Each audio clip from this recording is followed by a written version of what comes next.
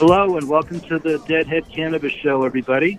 Jim Marty here. For a change, I'm face-to-face with my partner, Larry Mishkin here. We're at the Hoban-Law offices in Denver, Colorado. How you doing, Larry? I'm doing just fine, Jim. Always a pleasure to see you and to be in Colorado. Thanks to Bob and the gang here for giving us some office space and allowing us to tape the podcast today. We got to get him on one of these days. He was just at Playing in the Sand and sent me some good reviews about it. It's nice to get out in Colorado and kind of be at the heart of where things are and have a chance to see everybody out here. We've kind of teased this before on some of our prior podcasts, but today's a really special show for us. And whereas a lot of our guests up to this point have primarily been people involved in the marijuana industry and all very good guests, we do have a second side of our show, and that's, of course, the Grateful Dead component of it. And today we are very, very lucky to have with us on the show a gentleman named Jay Blakesberg. Jay is, among other things, the official photographer for the Dead, works with other jam bands, is probably as close and tight into the scene as anybody, and we're just thrilled to have him. Jay, thank you so much for joining us today. Thank you for having me, and I also just got back from Playing in the Sand. Oh, okay, so now I heard it from him, and now I'm hearing it from you. Was it as good as my partner told me it was? Yeah, it was super fun. New resort, new venue. So CID's, trying to figure it all out, but they are incredible hosts, our friends at CID Entertainment and CID Presents. They really, really know how to take care of their customers. They're because everybody at Playing in the Sand is a VIP. And they take really good care of us, and they make sure that we have everything that we need. Everybody has a lot of fun down at Playing in the Sand. So I've only been back for 3 days now. I guess this is day 3. Back into, as the kids say, IRL in real life. We've left fantasy land of Cancun. All right. What was some of the musical high points of Playing in the Sand? There were actually many musical high points of Playing in the Sand. They played really solidly all 3 nights. There was a great help slip, St. Stephen. I think they ended out the show later that night with the Franklins. They sort of did a little bookend where they opened up the first night with a Not Fade Away, and they finished the last verse of Not Fade Away as the encore the last night. They played lots of great songs. The set lists were great. We got our Scarlet Fires and our China Riders and our Uncle John's Band and The Wheel and St. Stephen the 11, et cetera, et cetera. So it was interesting. No Broke Down, no Jack's Draw, no Sugar Mag, but solid all the way through. And John was in a great mood. Bob was in a great mood. It was very, very windy the first couple days that we were all down there. First show was incredibly windy. Second show was very windy, but not incredibly windy. And then the third show, the kind of wind finally died down, and we got a little bit of a breather from that intense, 20-mile-an-hour wind constantly blowing. But it was great because it was blowing Bob's hair, and it made him look like Moses, getting ready to throw the tablet down to the masses below. Now, did that wind mess with the sound?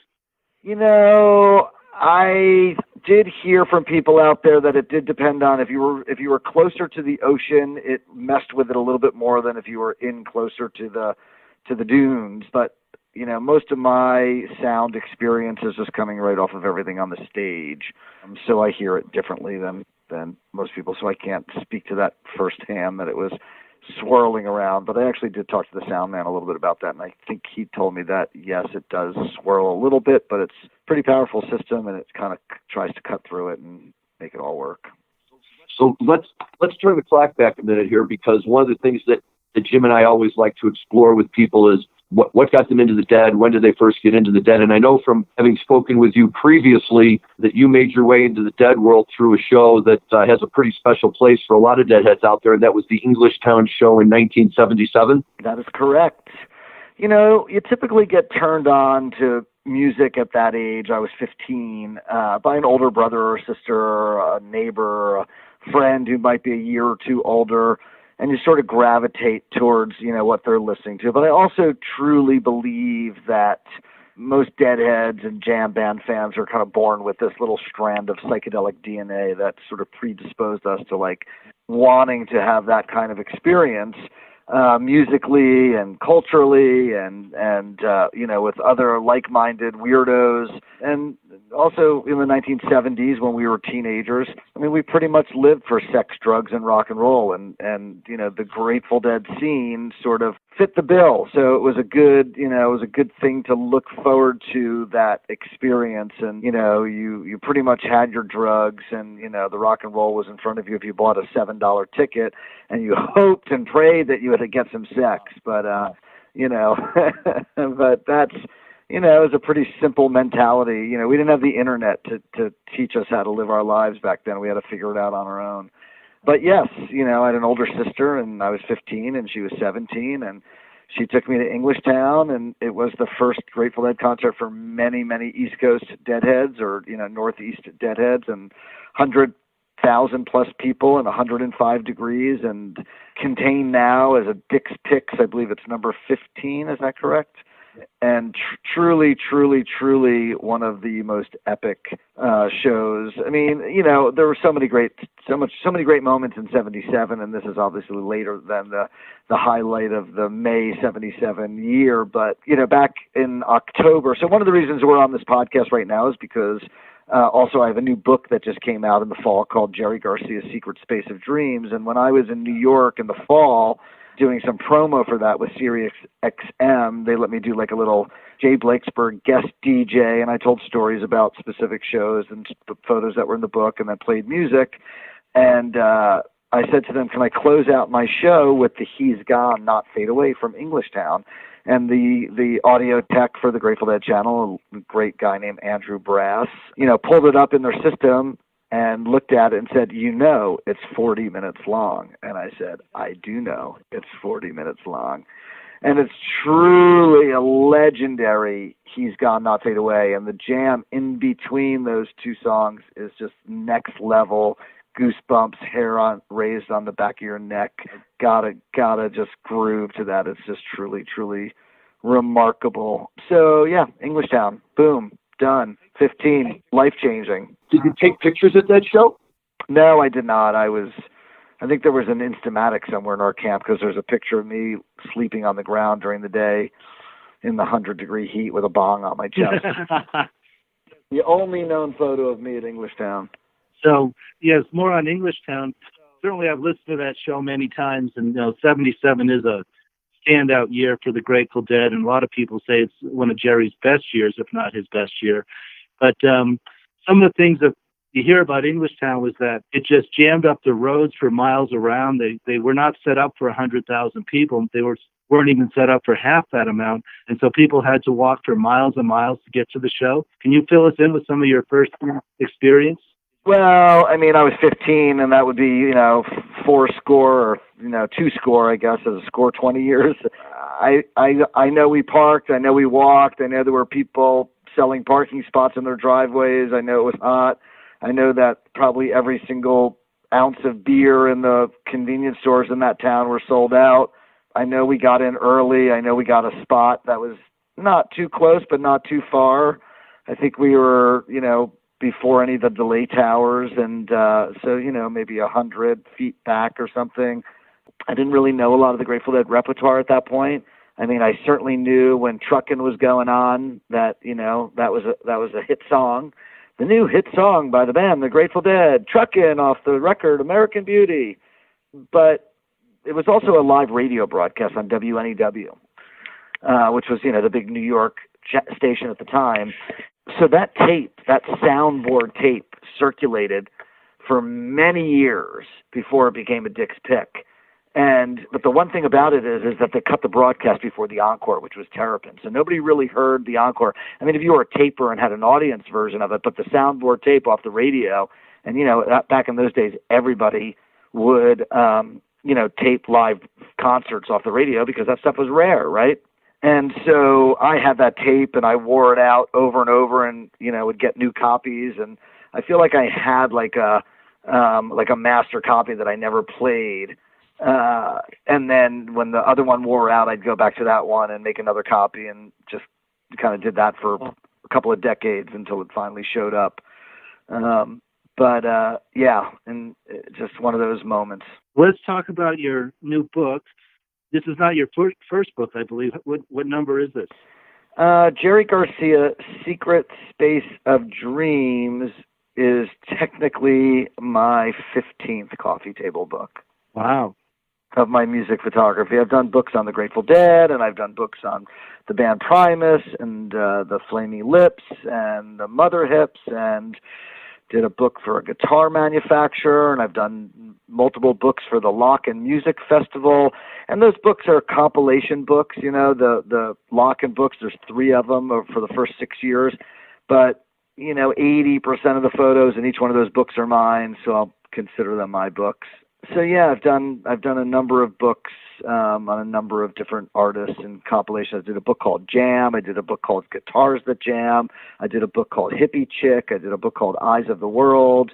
I did Fare Thee Well, which was, you know, a book that came out after those final Fare Thee Well shows and just represents those 5 shows. I like making books, and I self-published them all. So Jay, when I was visiting you recently, I think you told me that on your system you store somewhere in the neighborhood of 1.5 million images. Is that correct? Yeah, I think it's a little bit more than that, maybe another 150 or 200,000. I think we're up to, you know, but yeah, somewhere around that, just over 1.5 million. It's a lot of data. It's a lot of data to be responsible for, and it's just, you know, it really is, you know, one of those things that you just gotta, you know, handle with care and treat it like a precious. And when you want to do a book, though, how do you decide which of those 1.5 million images? I mean, obviously, you come up with a theme and you look for pictures that fit the theme, right? Well, you know, if you're doing a book on Jerry Garcia, you don't have 1.5 million photos to look through. You know, you might have 2,000 photos that have Jerry in it that you're looking through, and what you do is you look at every single one of them. You know, when I did my book on Hippie Chick, which is a book about women and their connection to live music, you know, I thought I would go through everything I could remember where there were pictures of fans in the audience or out in the field or whatever. So, you know, you start with your music festivals that you've been to, and, you know, what you might have shot at those festivals. And then you go and you'd be like, oh yeah, I remember that shot I took of that girl raging on the rail at Widespread Panic at the Fox back in 2009. And then you go down that rabbit hole that takes you a half a day, and then it takes you to the next rabbit hole, and eventually you have to go ask Alice where you are, and, you know, you come up with a few thousand photos, and then you just start narrowing them down, and you give them to your designer, and you let your designer make choices. You know, you say, here, I've got these 5 photos, and I think any one of them can work on the page. And then they put in their 2 cents, and it's a collaborative thing. But, yes, you start with, you know, many thousands of photos. I mean, with Fare Thee Well, it was a 5-show run, plus a rehearsal, plus a few other little things. You know, we went through all the photos. You know, there was probably 20,000 pictures to go through. And but you're looking for the best of the best.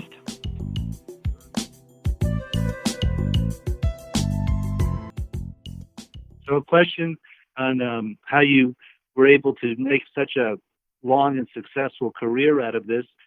Between 1977, your first show, when was it that you were able to cut the cord to become a full-time rock and roll photographer? Did you ever have a day job? Yes, I did have a day job. I think my last day job was in the late 1980s. So I first photographed the Grateful Dead in 1978. I first got paid money for my photography in September of 1979. I was paid $7.50 a piece for 2 photos, $15 total for 2 photos of the Grateful Dead that ran in a review of the Grateful Dead at Madison Square Garden from the January 79 shows. And I was 17 years old. I didn't really start making money as a photographer until I moved to the Bay Area. And I'm going to say that was around 85 or 86 that I started making just a little tiny bit of money. But, you know, we're talking about I think I still had a job in 86. I worked at a small video production company doing corporate type training videos and stuff like that. I believe it was in 87 that I actually cut the cord and quit my job and became a freelance photographer. And I feel like my first year as a photographer, I made about $9,000. That's not what I made. That's what I grossed. You know, I had expenses out of that. So I was what you would typically call a starving artist. You know, I lived in a big house in Oakland with 6 or 7 roommates, and rent was $135 a month. And, We put in $10 a month, a week each for food, and we ate communally. And I took every single little shitty, crappy 2-bit job that paid $100 or $200 or anything anybody wanted to give me to take pictures, and just kept doing that. But I think that my biggest driving factor was fear. I didn't know any other thing that I could do in my life. I wasn't the kind of guy that was going to go back and become a lawyer or an accountant like my father and my brother, or anything like that. All I knew how to do was photography, and so I worked my ass off because I didn't want to have any other kind of job. And I was also out of prison at that point just for a couple of years. I was in jail in 1983 for possession of LSD with intent to distribute, and I knew I didn't want to go back to jail, and so selling drugs wasn't an option. Now you guys all sell drugs legally, or at least pot. But back then, even that could put you in jail for 10 or 15 years. And so I worked as hard as I possibly could and started showing my photography to different magazines and record companies. In '87, I got my first assignment from Rolling Stone magazine, shooting the free U2 concert in downtown San Francisco. You can see it in Rattle and Hum, the movie. And, since then I've done over 300 assignments for Rolling Stone magazine, and started getting work probably by '88, '89. I was shooting for BAM magazine, which was a Bay Area music magazine. Started shooting covers for them, I think, in '89. My first one was Camper Van Beethoven down in Santa Cruz. Started getting assignments from Guitar Player magazine. I think I shot my first cover in it's either '89 or '90, and that was with Michael Hedges, the late great Michael Hedges. So I was a working photojournalist, and by also at that time, the late '80s, '89, '88, '89, '90 was the birth of alternative rock, and I couldn't make a living just shooting the Grateful Dead because the mainstream media really didn't care about the Grateful Dead. Yeah, they cared a little bit about Touch of Grey for a hot minute. And I got an assignment here from Rolling Stone and an assignment there that revolved around the Grateful Dead. But, in general, I was out there shooting bands like Soundgarden and Jane's Addiction and the Pixies and Nirvana and stuff like that, because those are the bands that magazines were interested in pictures of and that would actually pay me money. So that was sort of the beginning of my career. It really, really started in '86 and '87 in terms of getting a lot more assignments and getting people to pay me, instead of $200, $400 or $500 to shoot something. And, by the, mid '90s, I was shooting a lot of, big advertising jobs and some corporate stuff and .com stuff here in the Bay Area that was exploding. And, all of a sudden people are starting to pay you $2,000 a day and $5,000 a day and $10,000 a day. And that stuff doesn't really exist anymore. Like that whole business sort of disappeared for a number of reasons, but, let's just say that, technology is the great disruptor. And, technology has disrupted, the photography, film, and music business probably more than any other industry. Obviously, computers and whatnot, but, and so, everybody has a camera in their pocket, and we live in a world of mediocrity created by social media. And so if somebody can pay somebody $200 for a crappy photo instead of paying somebody $2,000 for a really good photo, they might just settle for that crappy photo for $200. So it's sort of decimated in the industry. So, I appreciate your comment on the fear factor. As somebody who's been self-employed since I was 26, fear was always a great motivator for me because I also never wanted to be a corporate accountant or work for a big accounting firm. But sort of a personal question, did you wear earplugs, and how was your hearing today, being that close to all those speakers? In the early days, I did not. I definitely damaged my hearing. I can actually pinpoint the exact show. I shot a band called Living Color. Vernon Reed, whose amp was, turned up to 24, right in front of his amp for a whole show at the I-Beam, which was a really funky alternative rock nightclub on Haight Street in San Francisco, and right in the Haight-Ashbury. And my ears were ringing for about 6 days after that. I have worn earplugs on and off over the years since then, for many, many years, mostly on. And that's because I was aware of the fact that I was ruining my hearing, and I was up close to a lot of these artists. But you have bands like Dead & Co today, and their technology and their sound system, which is Meyer sound speakers and ultrasound. It's funny, back in the days of the Grateful Dead, like, you could be at a Dead show and the volume was absolutely perfect standing in front of their stack of speakers, which again were Meyer sound speakers and ultrasound speakers. And you could probably even talk to the person next to you, but you weren't like talking, saying, the music's not loud enough. It was perfect, but they knew how to control it. And the technology that the speakers had achieved, and I really don't, I go to a lot of concerts and I listen to a lot of stuff, and I truly believe that Meyer sound systems are the best sounding sound systems, because you can be in front of a Meyer sound system and you can listen without earplugs right in front of those speakers, and it's still pushing out a high enough volume. I was not right in front of the speakers, but I did see the shows on December 27th and 28th at the LA Forum, and that sound was absolutely pristine sound. Yeah, I mean, the Grateful Dead have been using Meyer speakers for decades, and they know how to use them. Their sound guy, Derek Featherstone, is incredible. So anyway, like, I remember being at a music festival, and they did not have a Meyer sound system, and they were just pushing it out, and it was so loud that it was punishing for everybody that was in the front, because they felt like they had to push it so hard and so loud for it to reach the back of the festival. And it's just like anybody that was in the first 100 feet literally was being punished, like, sledgehammer to the forehead loud. Anyway, but no, my hearing is it's been touched, it's been compromised, but I still think that I'm okay. I have a hard time in, like, loud rooms with a lot of people chattering and different situations. If I'm not facing somebody, or if somebody's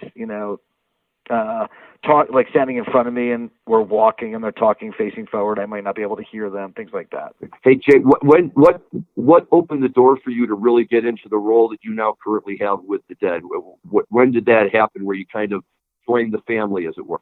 Well, I mean, I really didn't start really working for the band until, till the end of the Grateful Dead. I mean, the first time that a Grateful Dead band member paid me money to photograph them was in 1990. I did some portraits of Bob Weir and Rob Wasserman, because that's when they were first forming the Weir-Wasserman duo.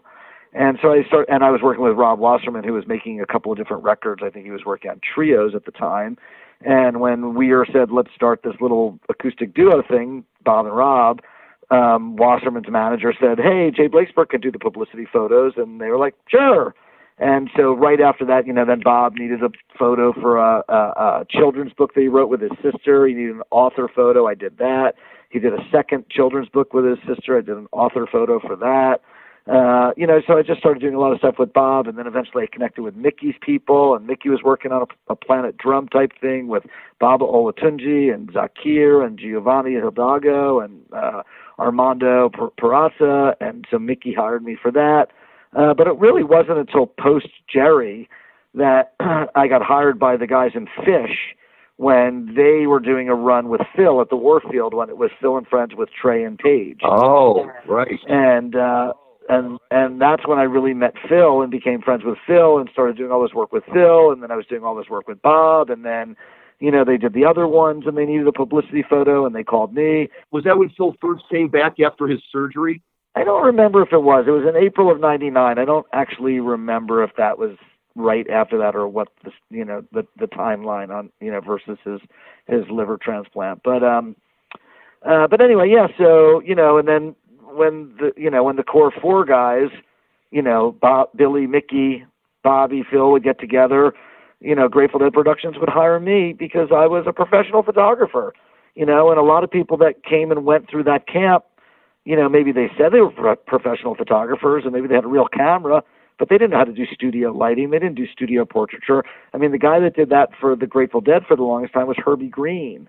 And Herbie had moved to the East Coast, and so, it wasn't like we're going to fly in Herbie to do a shot of the other ones, or Further, or Phil and Friends, or, whatever it might be, Seven Walkers, and I just sort of became the default guy because I was still there, It's funny, I did an interview earlier today with Big Steve Parrish for his Sirius XM show, And we were talking about the same exact thing, that, it was sort of like the last man standing, and they liked me and they could trust me. And so I became that guy that could, they had needs and I could fulfill those needs. Those needs were to get good publicity photos.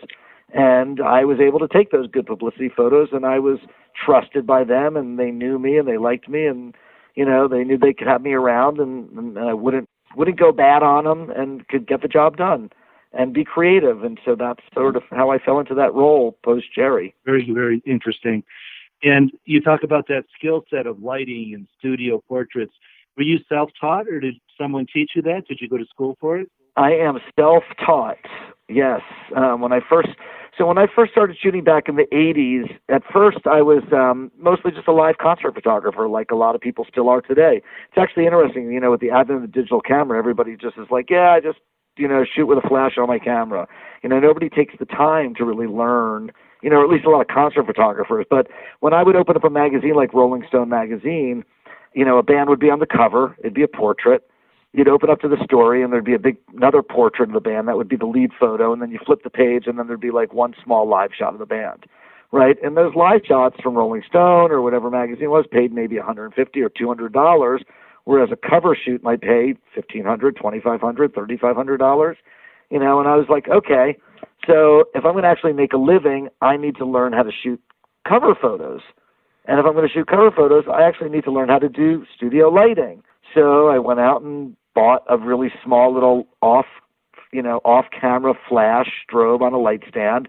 And I said, okay, if I plant my light stand here and point it in this direction with this type of diffusion on it, what happens? If I move it over here, what happens? If I add a warming gel to it, what happens? And I just started experimenting and shooting everybody that I could and every band, and made a lot of mistakes, and eventually taught myself how to do a really good job lighting people.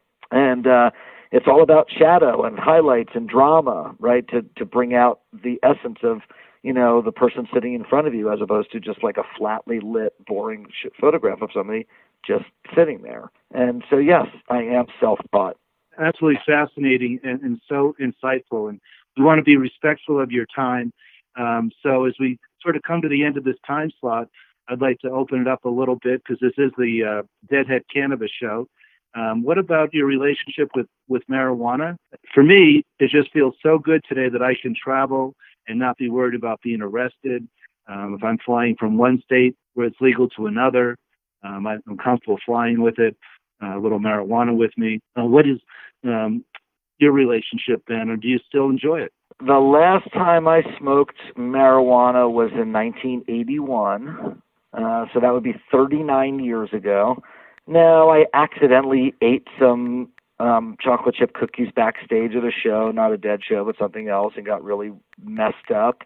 I think that my daughter forced me to take a couple of hits of marijuana in Amsterdam a few years ago, and I think I was lying on the ground in the hotel room, passed out about 20 minutes later. No, I don't smoke pot. I have no interest in it. I know that it's legal. I know that it's prevalent. I know that it's really strong. I know that people really like it. I know there's all sorts of brands and flavors and strengths and sativas and this and that, but I just don't have any interest in it. I stopped smoking pot a long time ago because I stopped enjoying it. I was a big pothead in the 70s and the early 80s, in 1980 and 81, and I just was like, you know what? I just am not enjoying this, and I stopped. And that's just me, more power to you. But on the other hand, I have a number of friends that are big pot growers, and I've been to their farms, and I've photographed plants that yield 10 pounds of killer pot in Southern Oregon, and I like the art, and I like the smell of pot that's fresh. I like that smell of good pot, but I don't smoke it, and I don't have any interest, and I don't vape, and I don't take edibles, and I have done some, negative THC, CBD just to see, put some salve on my arms or my back. But I think it's great that people can rely on that, because I know there are medicinal uses for it that are very helpful to a lot of people, people that are dying, people that have cancer, people that are doing treatments, chemo treatments, nausea. I joke, I have friends that are in the delivery business and the growing business, and I joke with them all the time that, they're just a bunch of dope dealers, but, it's all good. I have no problem with it. All right. Well, thank you very much for these very personal insights. I think Larry has one more question for you. I do. First of all, Jim and I were talking about this before we started. And, the problem with this kind of an interview is that there's so many things we want to ask a guy like you that we just can't possibly get to all of them. So one of the things we're hoping is that we can possibly have you on again in the future. Sure. If you think there's more to talk about. But let's talk about my book a little bit, because we never even got to that. And then how about if you finish your last question? Let's hear about it, please. So in the fall of 2019, I put out a book called Jerry Garcia's Secret Space of Dreams. And John Mayer wrote the foreword for it. And it's an incredible, incredible essay that he wrote. I knew that it would be a little bit controversial, and there's been one or two people that have said, John Mayer, what's he doing writing an essay or a foreword for a book on Jerry Garcia? But when I asked John to write it, I said, I'm looking for you to write a foreword from the perspective of a guitar player, a very successful guitar player, a very talented guitar player, and also someone who's now playing these songs on a regular basis, and these songs are important to him and what they mean and what they do and what they mean to the fans. And so John wrote an essay, sent it to me. When the book came out, I gave him a copy of it backstage at the Garden, maybe it was. I can't remember.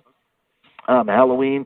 Could have been somewhere sooner than that. I don't remember. But anyway, I gave it to him. He said, oh, great. I can't wait to read the foreword. I want to see if it's going to make me cry again, because when I finished it, it made me cry. And you want to know what? It made me cry also. And you want to know what? About a month ago, 2 months ago, it's all of a sudden made its way on social media. Like, have you guys seen this essay that John, like some people didn't even know it came from my book. People were like, have you seen this essay that John Mayer wrote about Jerry Garcia? It's like, yes, it's from Jay Blakesberg's new book, Jerry Garcia's Secret Space of Dream. And it is just truly unbelievable. David Gans wrote the introduction for the book, longtime historian, Deadhead. Trixie Garcia, Jerry's daughter, wrote an essay, and Dave Schools from Widespread Panic, who's also a huge Deadhead, wrote the afterword, and he's just incredible. Throughout the book, there's quotes by people like Dave Schools and Trey Anastasio and David Crosby and Jerry Garcia. I found great quotes from all the band members on the internet because they've all have said great stuff about Jerry. And it's a really solid book. I'm proud of it. I think the photos are great. I think that the response has been phenomenal. I'm going to say that pretty much everybody that's seen it loves it. I'm sure there are naysayers out there, because that's the way of the world, where people like to live hiding behind their computers instead of out there at shows, connecting with other like-minded people who are into the same kind of scene and the same music. And if you want to order the book directly from me and get a signed, personalized copy, you can go to my website, which is www.rockoutbooks.com. You can also, of course, order it on Amazon.com and BarnesandNoble.com. You can walk into pretty much any bookstore in the U.S. So anywhere that fine books are sold, you can get a copy of Jerry Garcia's Secret Space of Dreams. Well, Jay, I can verify for all of our listeners, because when I was in San Francisco earlier this year, you were kind enough to provide me with a copy. People all like the Grateful Dead for various reasons. I'm a Jerry guy, always was, always will be. And one of the things that was missing was something like this book that really, for the Jerry files out there, it's wonderful. And you're right, the essays are amazing. And I will confess that it's taken me a while to warm up, to John Mayer in that role, not for any other reason, just that, it's not Jerry. And so you got to get used to it. But I've really been impressed by him. And it was great to see the thoughts that he could share on Jerry and how that, really helped shape him. And it kind of gave me new respect for him. And the next time I saw Dead & Company, I was like, okay, this is John. This is where he's at. It's pretty awesome. Yeah, I agree. So that's basically my book. And, go out and support the art, support, a fine art photographer who happens to love the Grateful Dead and shoot the Grateful Dead. And, this is how I make a living, is by, people, I put stuff out there on social media all the time. I share my photography on Instagram, which is at Jay Blakesberg, and I share it on Facebook at Jay Blakesberg Photography. I share it freely, and I don't ask anything from anybody, but when I do put out a book, I appreciate when people buy it, because that is how I pay my bills and support my family. And, get to do what I do. So if it's something that you like and you like holding a coffee table book as opposed to just staring at photos on a computer screen, please go out and get this. And if you go to my website, Rock Out Books, you'll see all the other books. I did a book called Eyes of the World that came out 2 years ago, which I published with my publishing company and also co-edited with a guy named Josh Barron, who used to be an editor at Relics Magazine. And that book is The Grateful Dead from 1965 to 1995. It has 60 different photographers in it, including Annie Leibovitz and Jim Marshall, Baron Woolman, Peter Simon, Jay Blakesberg, Ed Pearlstein. It's got all the, Gene Anthony. It's got all the classic photographers in there and a lot of never-before-seen photos. And it spans their whole career. I put that out 2 years ago. And before that, I did my Guitars That Jam book. And before that, I did my Hippie Chick book. And before I did that, I did my Traveling on a High Frequency book. And people have bought these books, and that's what keeps me going. And I love to share my work as opposed to just leaving it in a shoebox or, just staring out on the computer screen. Since you mentioned John Mayer, one of the big things that happened in the Dead world over the past year was the Dead & Company show at Citi Field this past summer, I think it was. And besides the fact that it was a great show, I think that one of the highlights, and may have been the highlight of the whole Dead & Company scene, was that for the show there, John played Jerry's Wolf guitar. And for the people who know Jerry and his guitars, that's one of his very, very famous guitars. And when I was with you earlier this year, you were kind enough to share with me the story. You actually played a role in this happening. I'm wondering if you could just give our listeners a quick rundown on how that all came to be. Sure. So in August of 2017, 4 of Jerry's primary guitars, Wolf, Tiger, Rosebud, and Travis Bean, that's the one he played in 77 with all those legendary shows, were all on display at Red Rocks for the Jerry Garcia 75th birthday celebration. And when I was at that show, I said to John, hey, do you want to check out one of these guitars? You want to hold it? You want to play it? You want to get a picture with it? And he's like, no. I'm like, I can bring it to your dressing room and nobody needs to see you doing it. He's like, no. He was very, very sensitive and very self-aware of his place in the script. And, he was still earning the trust of Deadheads 2 years into the band at that point, and he just didn't want to do it. Fast forward to this past March of 2019, John called me and said, I've been having this idea that maybe I should try and play Wolf at a show or maybe on a whole tour, and I know that you're the guy that can make it happen. And so Wolf is owned by a guy, a tech company owner on the East Coast, and I happen to be friends with that person, but I'm better friends with the guy who's his best friend, who is what we call the Wolf Handler, and that guy's name is David Meerman Scott. David's a very famous author, writing and talking about social media and how it affects all of us. And so I called David immediately and said, John is interested in playing Wolf on the summer tour. And David said, ooh, that's great, but in about 10 days, Wolf is going to go to the Metropolitan Museum in New York for this big rock and roll musical instrument exhibit. And I said, okay, but also John said he won't play it on tour unless he can play it in advance, because he can't just go cold and say, bring it to the show, bring it to the tour. He's got to try it out. And Wolf just happened to be in San Francisco. So I was on the East Coast doing a book tour, actually, and I arranged for Wolf to get on an airplane and fly down to L.A., and it was brought to John. And the other thing is that John was getting ready to leave to go on tour with his band 3 days later in Australia. So we had about 3 days to make this happen, and then a week after that, it was going to go to the museum and be locked in a glass case for 6 months. So we got the guitar down there. John played it. He freaked out. He called me on the phone later that day. I was driving from Macon, Georgia to Atlanta, Georgia, about 10 or 11 o'clock at night, my time on the East Coast. So he was in L.A. And he was just freaking out. And he said, let's do it. And so David Meerman Scott got permission from the museum to let it go, got permission from the owner to let it go. And then it was getting very complicated. Again, John, very, very self-aware individual. He's like, you know what? I don't want to play this on the whole tour because I don't want that much attention on me and the guitar, because it's about this band. It's about Bobby. It's about Billy. It's about Mickey. It's about Oteil. It's about Jeff.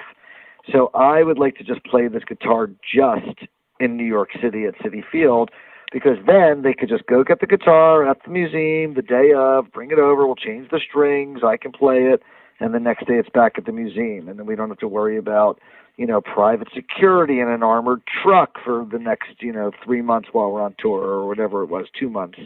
And so we all thought that was a great idea. We got the museum to sign off on it, and it was brought to John at Citi Field. He grabbed it, went into his dressing room, he noodled around with it, we took some photos, and he came out and he crushed it. And we kept it a really, really good secret. Very, very few people knew that this was going to happen. And after the whole deal was sort of put in place and everything was locked down and set in stone, we went out. At that point is when we started telling all the band managers. Now, John had asked the band, Bob and Billy and Mickey, what they thought, way back in March. And they were like, yeah, sure, no problem, whatever you want to do. Like, they were just fine with it. And so a few weeks, 3, 4, 5 weeks, 6 weeks maybe before the tour, I started letting the band management know, because they needed to be in on it. And they were about the only ones that know. And I'm sure you know the story about, Bobby's manager, Matt, who helps with all the set lists every night.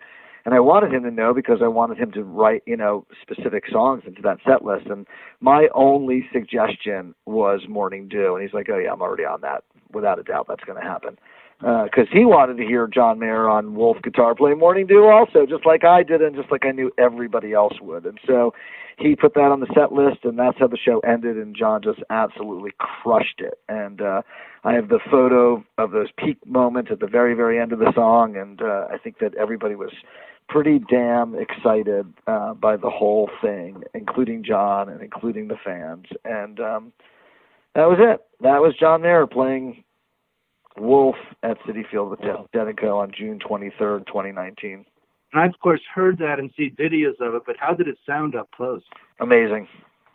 I was on the stage right in front of John, right next to Jeff's piano, for that Morning Dew, for that last solo. It was incredible. And one last question, and maybe you don't know, but you talked about an armored truck. What do you think Wolf is worth? It's worth whatever somebody's willing to pay for it, like any asset like that. But I believe the guy who bought it, the guy who owned it before that was a guy named Dan Pritzker. And Dan bought it, I believe, for just under $1 million, whenever that was. I don't know how many years ago. And Dan let Wolf out to play. Chris Robinson played it, Neil Casale played it, Ryan Adams played it. There was a bunch of people that played it over the years.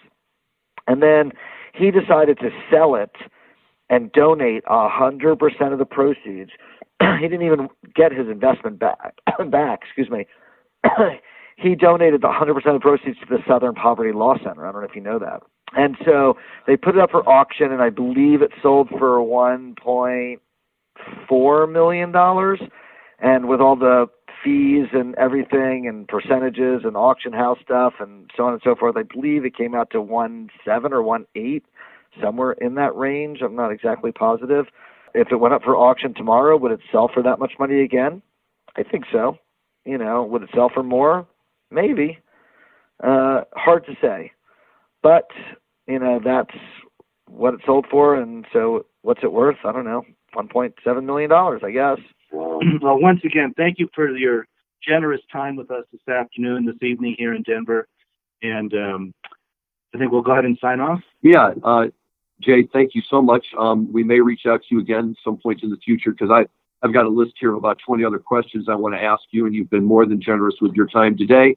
Sure. We'll revisit in a year. How's that sound? I love that. Perfect. That's perfect. We'll do it right after Playing in the Sand next year. We can make it an annual thing, even better. So our guest today was Jay Blakesberg, rock photographer extraordinaire with the Grateful Dead, Fish, the whole jam band scene. Please go to his website. What was the website again, Jay? rockoutbooks.com. Please go there. Please check out his books. If you're a Grateful Dead fan, you have to go see this new Jerry Garcia book. It is outstanding, and we can't recommend it enough. So thank you for everything, Jay. Thank you. Appreciate it, you guys. Thanks, Jim. Thanks, Larry. And we'll talk soon. Over and out from the Deadhead Cannabis Show. Thanks for listening, everyone. We'll see you soon.